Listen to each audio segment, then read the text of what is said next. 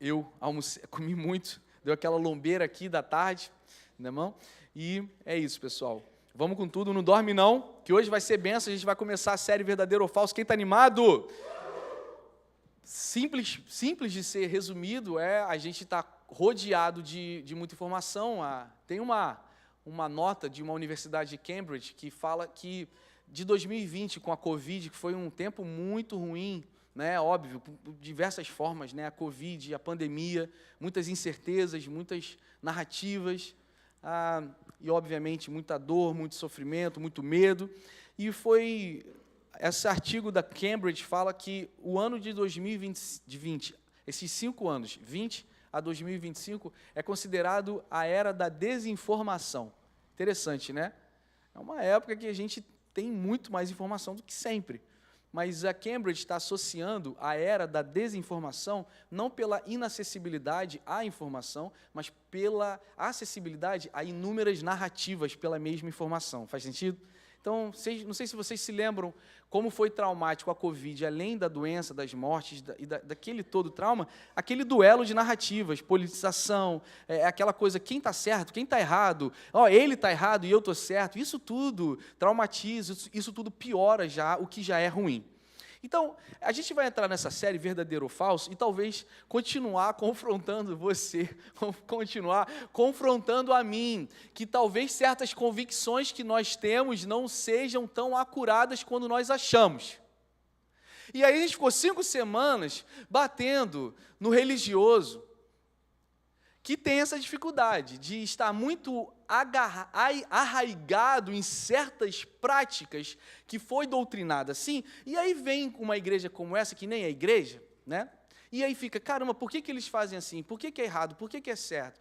E aí nós questionamos se talvez você esteja arraigado ou enraizado em costumes e práticas que são apenas pessoais para você, mas não são uma verdade da nossa teologia, ou daquilo que realmente é primário, né? Como nós falamos muito, naquilo que é primário, unidade, mas naquilo que é secundário, liberdade, e em todas as coisas, o amor. Quem pode dizer amém por isso? Então, existem coisas que está tudo bem, tem escolas diferentes, formas de litúrgicas diferentes, mas aquilo que é primário é essencial. Então, a partir da nossa confissão de fé, se você está visitando a gente aqui, nós somos cristãos, acreditamos em Jesus. Então, falamos a partir da nossa confissão de fé, nos debruçamos nessa verdade. Para nós, cristãos, a verdade é absoluta. A verdade não é relativizada. E não existe essa coisa, essa é a minha verdade. Não, essa para nós é a verdade. É a verdade, ela é absoluta. E nós entendemos que o crivo dessa verdade está na palavra de Deus. Mas eu não concordo. E está tudo bem você não concordar. Entenda o seguinte, aqui é um teatro, mas a ideia é que seja uma igreja. Aqui é igreja, nós somos cristãos, não tem problema você concordar, mas você não pode alterar o enraizamento da nossa confissão de fé, que é a partir da palavra de Deus.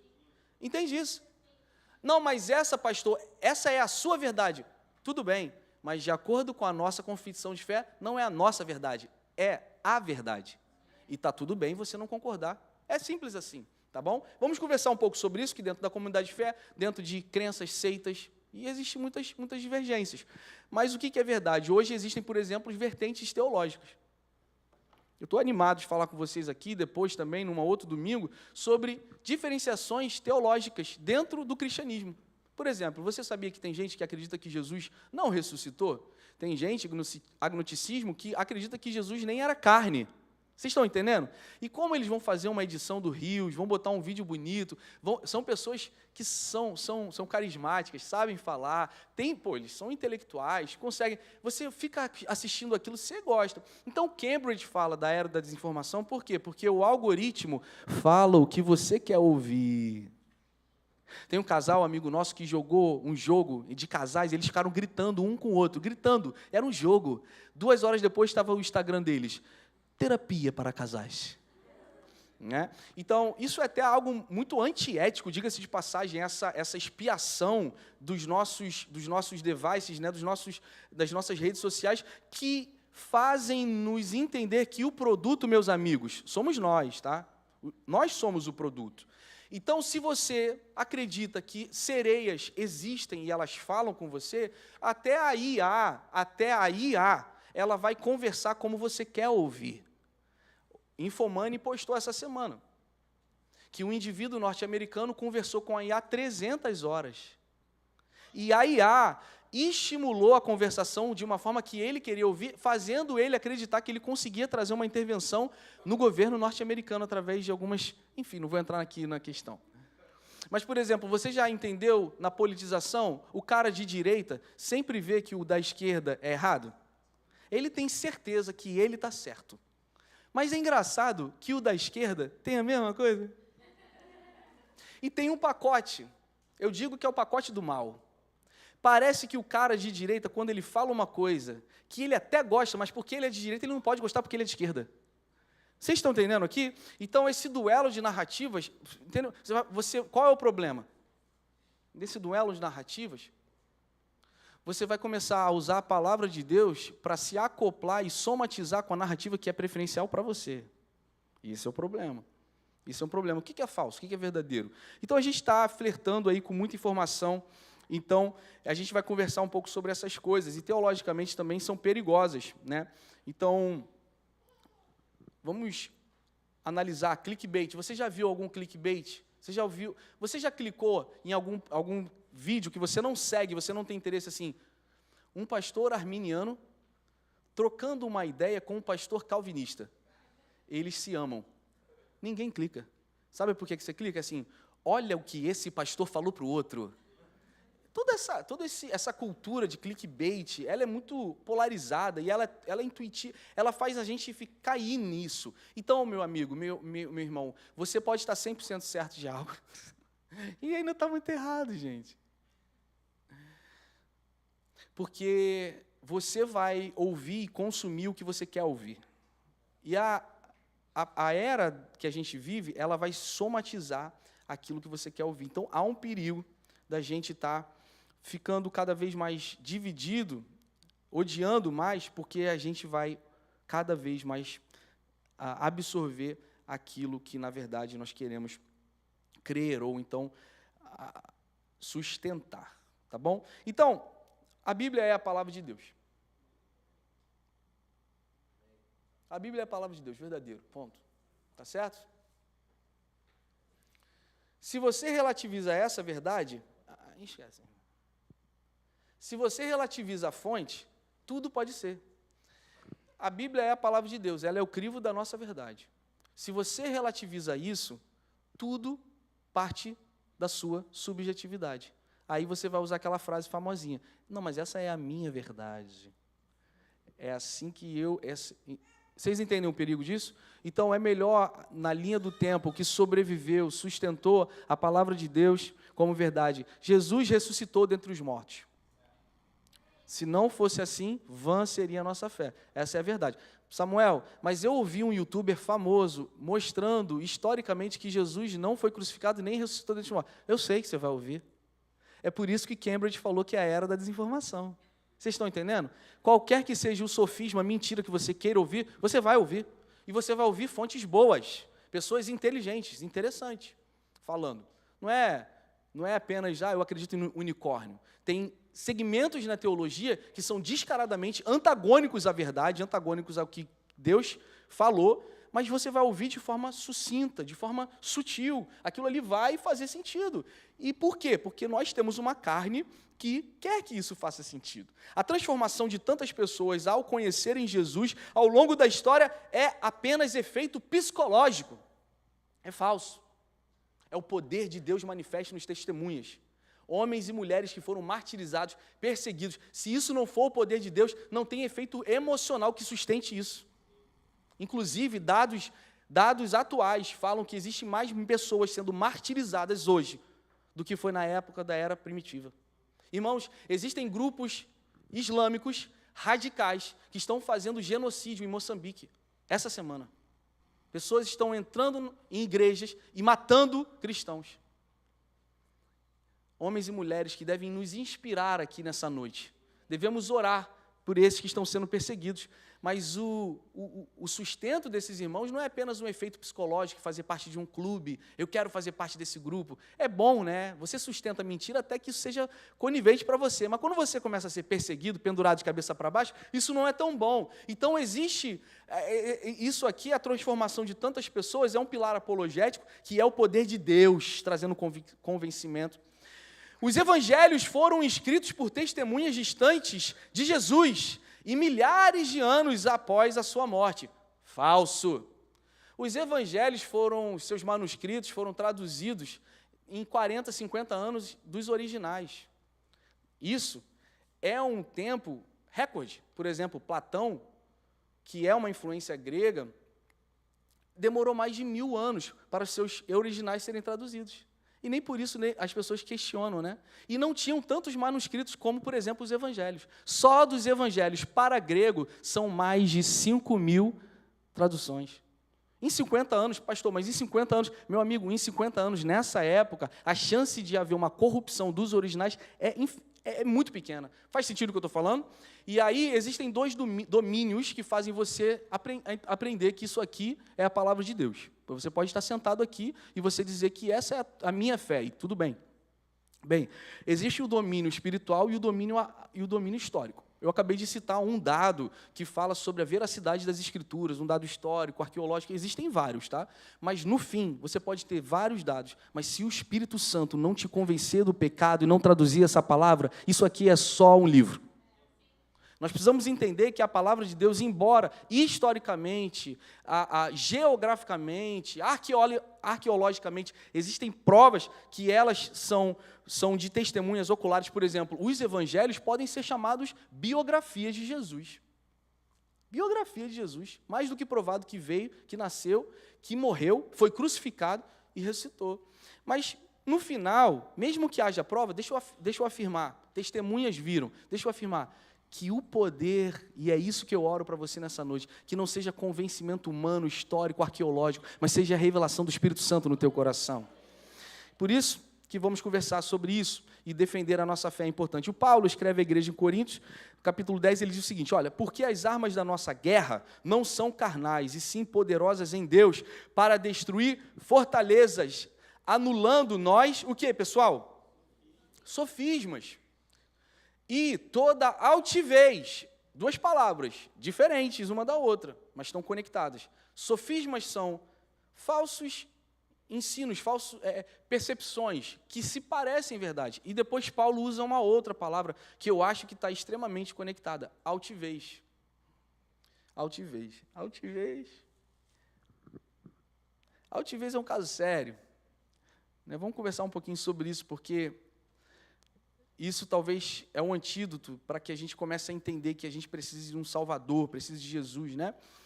Então, nós oramos para que o Senhor anule todo o sofisma e toda a altivez que se levante contra o conhecimento de Deus. Então, Paulo estava chamando a atenção da igreja em Corinto. Pessoal, ele estava defendendo a sua apostolicidade aqui, tá? A igreja em Corinto aqui, eles estavam duvidando se Paulo realmente era esse cara, era um apóstolo. Mas o contexto, ele estava chamando a atenção dos irmãos da igreja em Corinto e falando o seguinte, olha,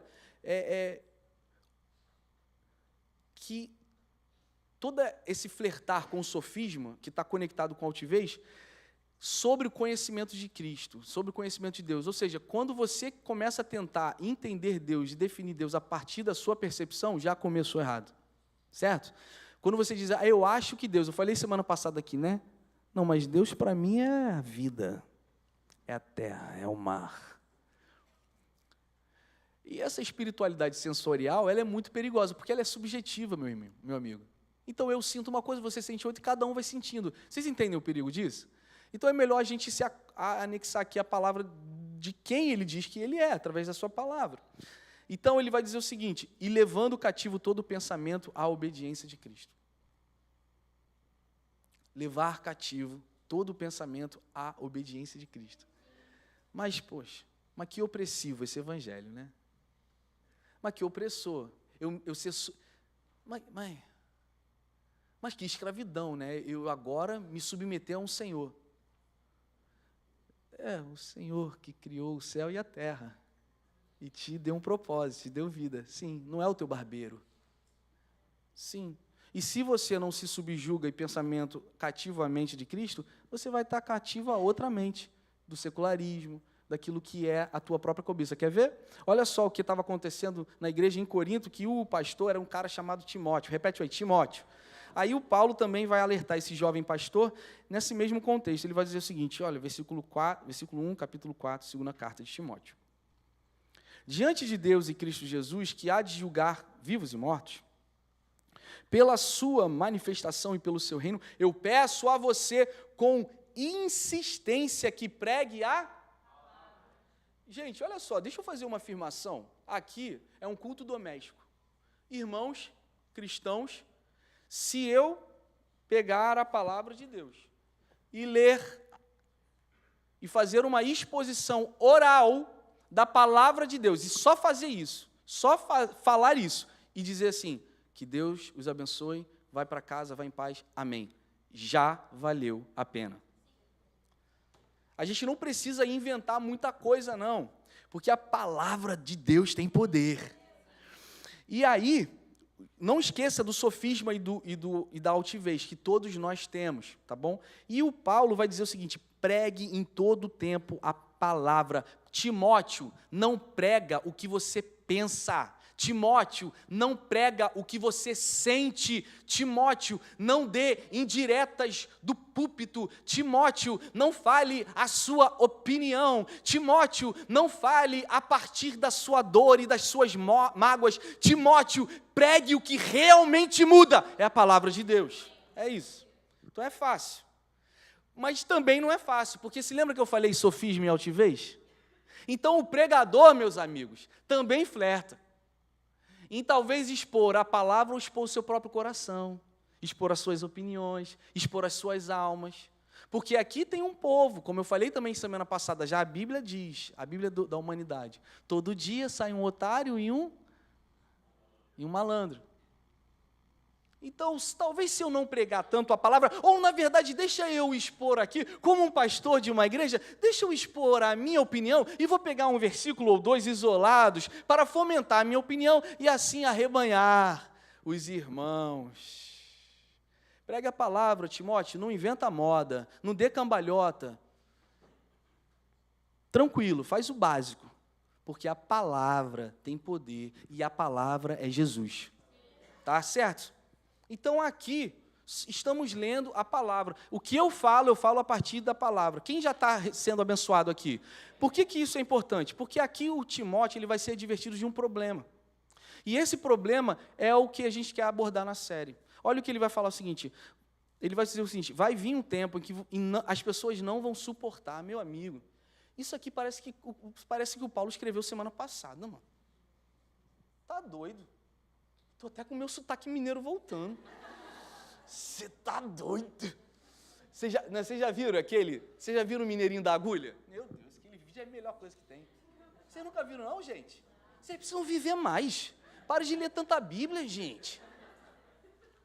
Ó, amanhã, 21 horas, vamos orar juntos? Todo dia, 21, vamos orar, vamos jejuar, vamos buscar o Senhor. Pastor, mas eu não tenho vontade, eu estou sem vontade, eu estou frio. Por isso você tem que buscar, vamos buscar juntos, vamos orar uns pelos outros. Para de olhar para o seu umbigo, ora pelo irmão. Quando você sair daqui, dá um abraço a uma pessoa que talvez você não conheça e fala assim, qual o seu nome? Tá? Ninguém vai te morder, não. Tá? E ele vai falar o nome. O que eu posso orar por você, Nelson? O Nelson vai falar, ora por mim, ora pela Helena, ora pela minha família, pelas minhas filhas. Vamos orar. Viva por alguém. E aí, esse vídeo da agulha é o melhor que tem. Que ele vai doar sangue e a Globo está lá fazendo... Você está aqui dando a agulha, fazendo doação. Ele, você fazia uma boa ação, né? Vocês nunca viram isso não, gente? Aí o cara vai começar e ele vê, nossa, olha essa agulha aqui. E começa a dar uma gemidinha. Nossa! Ao vivo, quem sabe faz ao vivo, já dizia o sábio Faustão.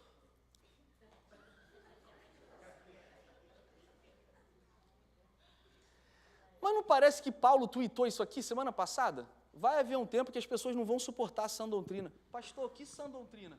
É o que eu falei há 5 minutos atrás. É a verdade. Porque se eu relativizo a verdade, logo é a minha verdade. Então eu vivo como eu quero, porque no final eu só quero bater a cabeça do travesseiro e dormir em paz. Tá certo? Mas a verdade liberta. Ela liberta. Então vem um tempo que eles não vão suportar a sã doutrina. Então, pelo contrário, eles vão se... Olha isso, olha os youtubers aqui, tiktokers. Eles vão se rodear de mestres segundo as suas próprias cobiças, gente. Isso aqui é a versão nova Almeida atualizada, tá? Isso aqui nem é NVI, não. Assim, é muito atual. Ô Timóteo, pregue em nome de Jesus, pregue a palavra, cara.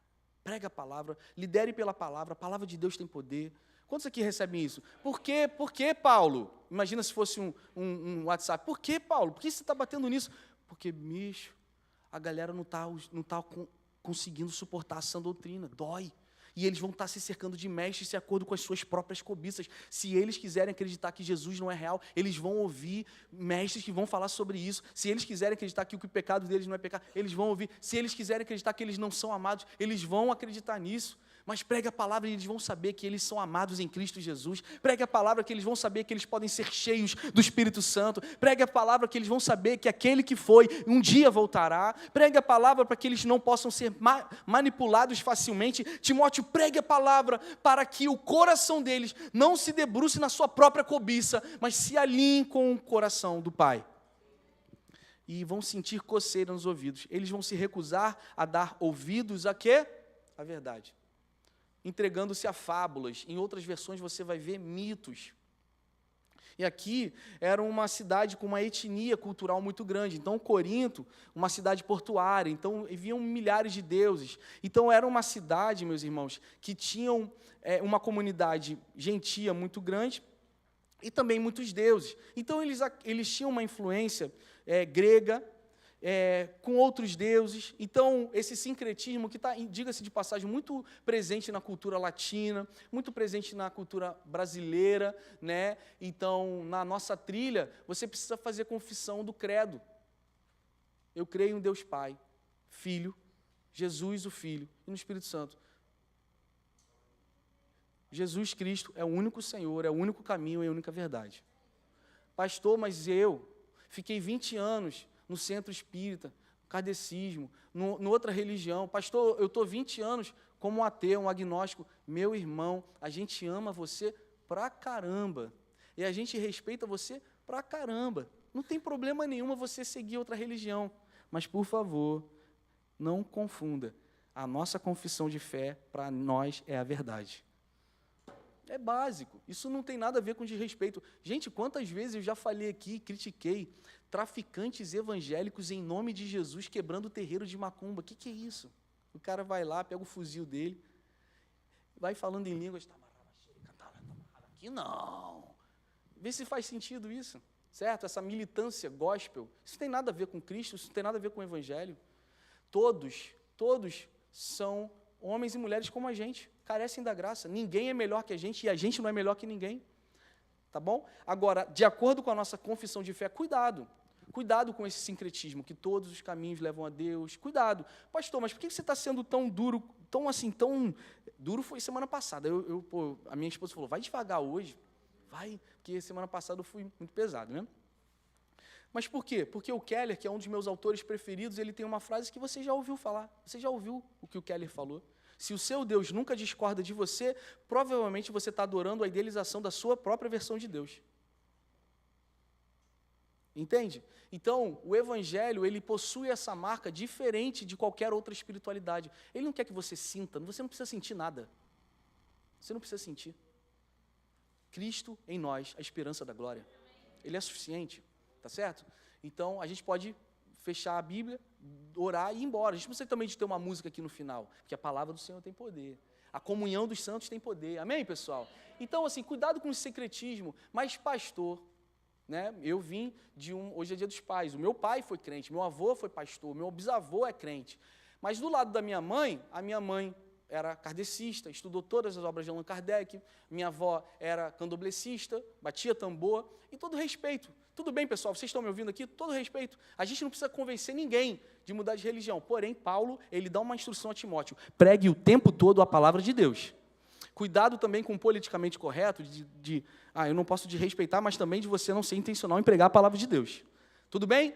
Mas com muito respeito, com muito amor. E ali minha avó era candomblessista, tinha essa raiz e teve muitos experimentos, tá certo? Então, o que eu quero dizer com isso é o seguinte, é que o choque para ela e da minha mãe foi: então, calma aí, então eu estou há 30 anos batendo um tambor aqui, eu estou há 30 anos frequentando o centro, então eu estou há 30 anos fazendo uma coisa que não é verdade. E o pastor falou assim: minha irmã, não é a verdade. Tá certo? Quando eu estive na Índia, eu fui conversar com um jovem oh, meu Deus, não vem ao caso, mas agora eu fiquei com isso na cabeça. Na cidade.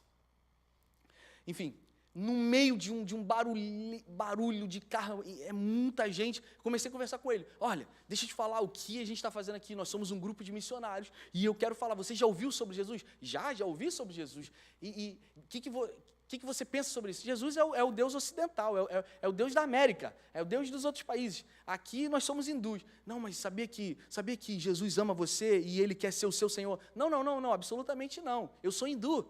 Não, mas Jesus vem para todo mundo: samaritano, judeu, gentio, escravo, servo, patrão, todo mundo, meu irmão. Amém?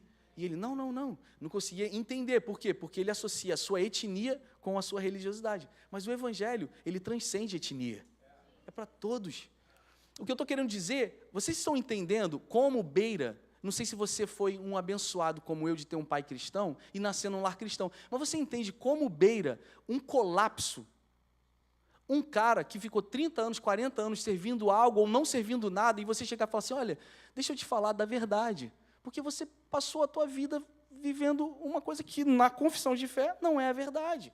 Então precisamos ter empatia e paciência, e você falar basicamente: olha, o que tua avó te ensinou, o teu pai te ensinou, não é a verdade. Mas precisamos falar porque amamos, não é por um tom de superioridade. Quem está recebendo isso aqui? Então entra num lugar de crise. É crise, calma aí. Então eu estou ignorando a tradição dos meus pais, dos meus avós, que seja, desde que o crivo da revelação da verdade seja a palavra de Deus. Só cuidado para rejeitar a palavra a partir da sua própria opinião, porque a ideia da comunidade de santos, no Senhor, é entender a opinião de Deus e não a sua a partir do que Ele é. E nós aqui como cristãos, inclusive batemos nessa tecla 5 domingos, você mesmo vai entrar em crise. A ideia é que você entre em crise, a ideia é que o Jesus que a gente adora te coloque no lugar de crise, e é isso, missão cumprida da Race Church hoje à noite. A gente lê a palavra e a gente fala assim: caramba, ai de mim. E aí, ai de mim, mas glória a Deus, porque Ele me ama mesmo assim, e Ele é gracioso, e Ele está me ajudando a me santificar e a melhorar, e Ele não desiste de mim. É isso, está tudo bem. Mas eu não estou, pastor, onde você está, e também eu não estava onde eu estou hoje. Você precisa olhar para trás e perceber que talvez você não esteja onde você desejava estar, mas você pode estar melhor do que você já esteve. Tem um olhar de gratidão. Há esperança, meu irmão, para aqueles que não deixam a altivez fomentar os sofismas nas nossas mentes. Amém, meus irmãos? E aí, o Deus que a gente adora discorda de mim. E que bom, porque se eu adorar um Deus que é de acordo com o meu coração, eu estou adorando um Deus errado. A verdade não vai te libertar sem antes te fazer compreender quão miserável você é. Dói a desilusão de saber talvez o que a gente crê não é o que a gente gostaria de crer. Desilusão dói, mas é libertadora. Ela desorienta, ela desencoraja, você fica ali, né? Que nem a Sabrina fez um vídeo meu essa semana. A desgraça do vídeo já está batendo 300 mil. Que droga! Eu fico ali estudando, fazendo versículo, fazendo vídeo, teologia, 100 likes, 150 likes. Pessoal, desgraçado esse pessoal. Aí faz uma piada, está lá, 300 mil visualizações, entendeu? Aí a Lise conversando, falando com a Lise sobre namorinho, sabe, essas coisinhas, né? Jesus vai voltar. Inclusive, eu já cadastrei a Lise. Eu já cadastrei a Lise numa escola na Antártica, ano que vem. Escola de profetas. Eu prefiro a Lise assim do que ficar the king of the power, imagina. Meu Deus, aí ia me dar medo. Eu ia ter medo da minha própria filha. Mas eu cadastrei ela, já está indo daqui a 2 semanas. Mas no fim ela me pegou. Mas quantos anos você começou a trunfar? Vai. Aí eu, não sei, Lise. Mas sabe aquela... Ficou várias cambalhotas na minha mente. Faz isso, fala aquilo, vai. E eu, caramba, então assim, tu tem certeza de alguma coisa? Quando você quer convencer alguém, você não quer perder a batalha. Liz, isso não significa que eu perdi a batalha. Só para deixar claro. E aí a gente citou o efeito Dunning-Kruger, né, que são 2 psicólogos por causa aquele abençoado que nos Estados Unidos passou suco de limão no corpo achando que ia roubar um banco e ia não ser capturado pelas câmeras. Depois ele é pego pelas câmeras e ele se... Uai, por que eu fui pego pelas câmeras? Ele não estava nem chateado porque ele estava preso, mas como vocês me pegaram? Porque eu passei suco de limão no meu corpo, vocês não podiam me pegar. E aí os guardas falaram assim, caramba, essa foi nova aqui. Mas aí o efeito Dunning-Kruger foram 2 psicólogos que a partir dessa história começaram a falar sobre um gráfico que fala, quanto pouco você sabe, você surfa num pico de ignorância que gera altivez. Olha o que Paulo chama. Os sofismas flertam com o coração altivo. Mas à medida que nós conhecemos Deus e nos aprofundamos, percebemos que há uma complexidade de um assunto, é muito mais amplo, é muito mais complexo, então nós entramos no vale do conhecimento.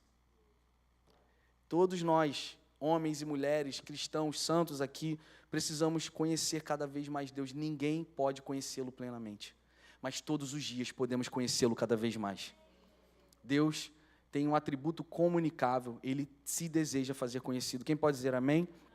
Teve um efeito do Black Mirror, um episódio que eu achei interessante, que ele vai voltando no tempo, a mulher morreu, que ele amava, e aí ele tinha uma narrativa dentro da cabeça, e à medida que ele vai voltando nos episódios cruciais dos encontros, ele começa a ver a narrativa da mulher, meio que o robô vai mostrando para ele a versão da mulher, ou a versão, diga-se assim, a versão real, e não a versão que ele construiu. Vocês estão aqui? Tem muita gente duelando, gladiando, a partir da sua própria narrativa.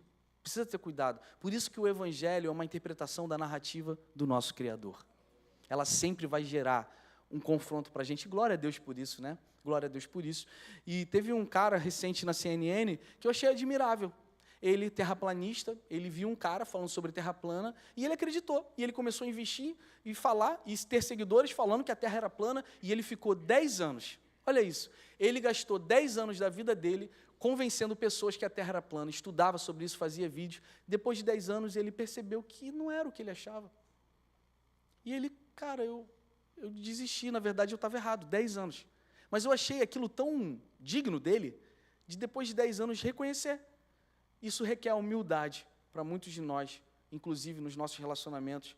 Como Sócrates vai dizer, o filósofo grego, é bem crente isso. Eu sei que nada sei. Quanto mais conhecemos o Senhor, mais sabemos que nada sabemos. E glória a Deus por isso.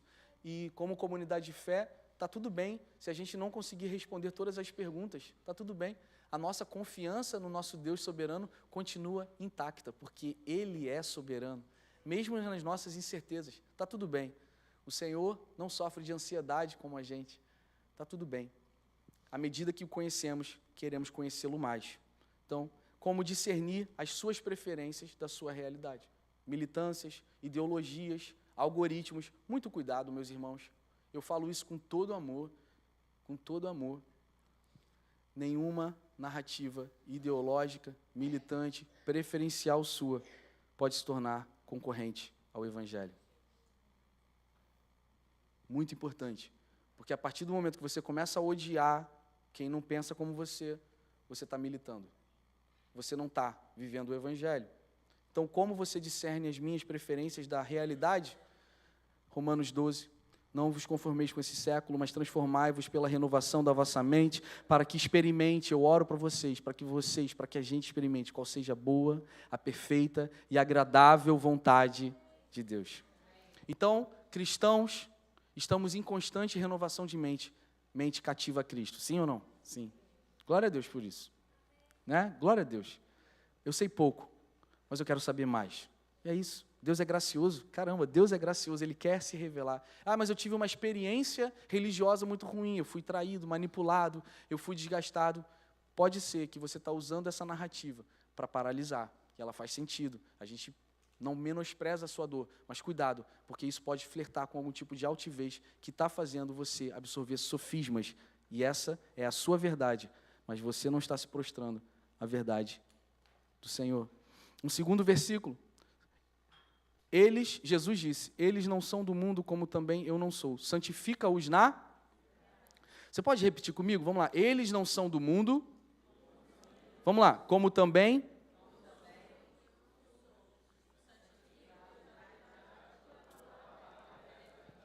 Mas aí é injusto, porque Deus, ele se apresenta como, ele apresenta o problema, ele fala que você tem dor de cabeça e ele quer vender a Neosaldina. Existem vertentes teológicas que falam sobre isso, que isso é um aprisionamento, certo? Tá bom. Essa é a sua verdade. Mas a verdade é que, por causa da queda, todos nascemos no pecado. Teologicamente é fácil de responder isso. Nascemos no pecado. Então, ao invés de você ouvir Deus como um opressor, que Ele fala de um problema e Ele traz a solução, você pode entender que Deus não manda ninguém para o inferno, mas Ele nos livra da morte eterna através de Jesus. É uma forma de ver diferente. Deus é um Deus gracioso, Deus é um Deus bondoso. E aí, existe uma instrução final que eu quero passar para vocês. Nesse tempo de desinformação, quantos querem essa informação? Ponto prático, eu vou usar o versículo 5 de Paulo para Timóteo. Quem quer isso aqui? Quem quer isso? Anota aí, instrução de Deus para Timóteo, que eu acho que é bom para você nesse tempo de desinformação, polarização, muito excesso de informação. Versículo 5 do capítulo 4. Você, Timóteo, nesse tempo que as pessoas estão ouvindo youtubers de acordo com a sua própria cobiça, se ele quer acreditar que igreja não é necessário para ter uma relação com Deus, você vai ouvir gente boa falando sobre isso. Se você quiser ouvir que generosidade, oferta, dízimo, isso é tempo do passado, não precisa, você vai ouvir gente boa falando sobre isso. Se você quiser ouvir fontes boas falando que a sua espiritualidade não está sendo refletida na sua moral, você pode viver como você quiser, você vai ouvir bons conteúdos sobre isso. A gente não duvida disso. A questão é, o crivo está passando pelo crivo? E que o Espírito Santo de Deus revele esse crivo, né? Não é regras, não é um conjunto de regras. Então, como é? Seja sóbrio, suporte as aflições, faça o trabalho de um evangelista e cumpra plenamente o seu ministério. Essas são as palavras finais de um homem que estava encarcerado, foram a última carta, epístola de Paulo, antes de ser julgado e morto, martirizado. Essas são as últimas palavras de Paulo para o seu discípulo, seu filho amado Timóteo. O cara estava sendo julgado em Roma, o cara estava prestes a ser assassinado. E está estimulando o Timóteo, traz um casaco de frio, porque aqui está frio. E eu quero ver você antes de morrer, porque eu combati o bom combate, Timóteo, mas eu estou encerrando a carreira, mas eu guardei a fé, meu filho. Que a gente possa guardar a nossa fé. Cuidado com as narrativas que estão sendo sofismas. Então, primeiro, seja vigilante e tenha discernimento em todas as circunstâncias. Meus irmãos, batalhem por clareza. Pela clareza e não pela sua preferência. Número 2, persevere nas dificuldades. Tudo isso é a extração do versículo 5 de Paulo a Timóteo, tá bom? Você vai passar por dificuldade. À medida que você quiser se conhecer no Senhor, vai doer. Vai doer. Mas resista. Porque depois da dor tem a libertação. Casamentos, não fala para o teu cônjuge assim, ou teu amigo, me desculpa se você se sentiu assim. Me perdoe, porque eu fiz você se sentir assim. Cuidado, desculpe se eu errei. Não. Me desculpe por causa disso, disso e disso. Vocês estão entendendo o problema disso? Isso é altivez. Você nunca está errado. Vocês estão entendendo o problema disso? Então, cuidado, porque às vezes a gente começa a se esquivar daquilo que dói. Navegue nesses mares, principalmente homens. Navegue nos mares da quebra. Eu estou errado. Deixa eu ser um amigo melhor, deixa eu ser um marido melhor. Deixa eu ser um filho melhor. Gente, quem entende isso? Eu estou dando pontos práticos para você ser mais feliz. Você nunca mais vai pisar nesse teatro, mas posso te pedir, seja mais feliz, cara. Sabe como é que você vai ser mais feliz? Você não está certo em tudo. Mas também não seja aquela pessoa que vai ficar Não, desculpa qualquer coisa. Confronte. Mas quando eu falo de perseverar nas dificuldades, é que se descobrir e perceber que você não tem toda a razão, dói. O orgulho dói, mas te liberta. Terceiro, proclame o evangelho em toda oportunidade, gente. As pessoas estão necessitando do evangelho, mais do que você imagina. Pregue Cristo. Pregue. Quantos aqui foram alcançados por Jesus? Quantos aqui são gratos porque alguém te convidou? Quantos aqui são gratos porque Jesus entrou na sua vida? Então, fale de Jesus. Mas você que está aqui hoje, que ouviu de Jesus 50 mil vezes, na televisão, na rádio, talvez o Jesus que você ouviu, não é o Jesus que a gente está pregando aqui. Talvez você precisa conversar com a gente e perguntar, caramba, será que eu creio realmente nisso? Porque se você não engaja, é porque talvez você não creu. E quarto e último, seja bom mordomo da sua vocação. O Rafael falou dos 4 T's. Seja um mordomo da generosidade, no seu tempo, no seu talento. Deus te deu algo e nós precisamos ser bons administradores daquilo que Deus nos deu. Porque essas disciplinas vão posicionar o nosso coração na verdade. Quem pode dizer amém?